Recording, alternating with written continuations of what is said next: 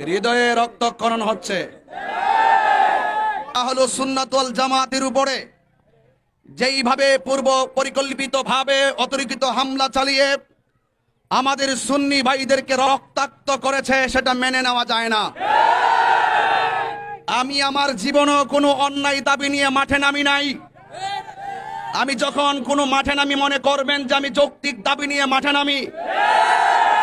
একটি রাষ্ট্রীয় প্রোগ্রামকে যারা বানচাল করে দিয়ে অতর্কিতভাবে সুন্নি জামাতের নিরীহ সুন্নি শান্তিপ্রিয় সুন্নি জামাতের জশ্ন জুলুসে এই উগ্রপন্থীরা আঘাত করে রক্তাক্ত করেছে, এই সমস্ত উগ্রবাদীদের বিরুদ্ধে আমাদের সকলকে রাজপথে রুখে দাঁড়াইবার প্রস্তাব দেওয়ার জন্য আমি এখানে এসেছি। আর বাংলাদেশে রাষ্ট্রীয় একটি ঘোষণার প্রোগ্রামকে বৃদ্ধাঙ্গুল প্রদর্শন করে যারা সুন্নিদের উপর অতর্কিত হামলা চালিয়েছে, তারা রাষ্ট্রদ্রোহী কাজ করেছে। সেই ক্ষেত্রে প্রশাসনকে বৃদ্ধাঙ্গুল দেখিয়ে যারা শান্তিপ্রিয় জশ্নে জুলুসে রাষ্ট্রীয় প্রোগ্রামকে ব্যাঘাত করে আইন শৃঙ্খলা বাহিনীর সেই ইমেজকে নষ্ট করার জন্য এই কসবার মাটিকে উত্তপ্ত করে রাজপথকে রক্তে লাল করেছে, তাদেরকে কোনোভাবে ছাড় দেওয়া হবে না।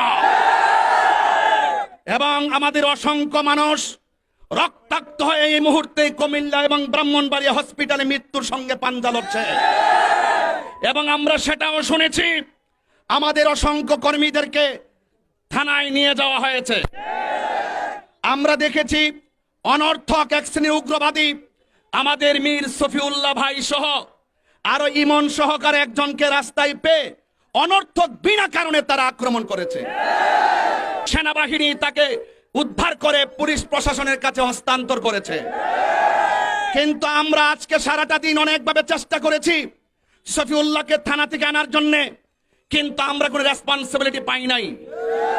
আমরা শুনতেছি তাকে চালান দেওয়া হবে। তাকে যদি চালান দেওয়া হয়, তার বিরুদ্ধে যদি কোনো অন্যায়ভাবে মামলা দেওয়া হয় এবং জশ্নে জুলুসকে কেন্দ্র করে যদি আহলুস সুন্নাত ওয়াল জামাতের একটা কর্মীর বিরুদ্ধে মামলা করা হয়, টোটাল বাংলাদেশে আন্দোলনের বন্যা বয়ে যাবে।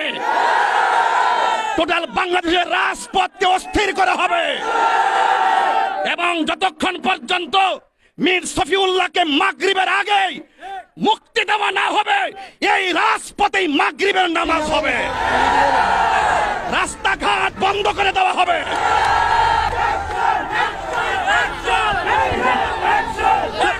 সফিউল্লাহর কিছু হলে অ্যাকশন, অ্যাকশন, অ্যাকশন, নারায়ে তাকবীর।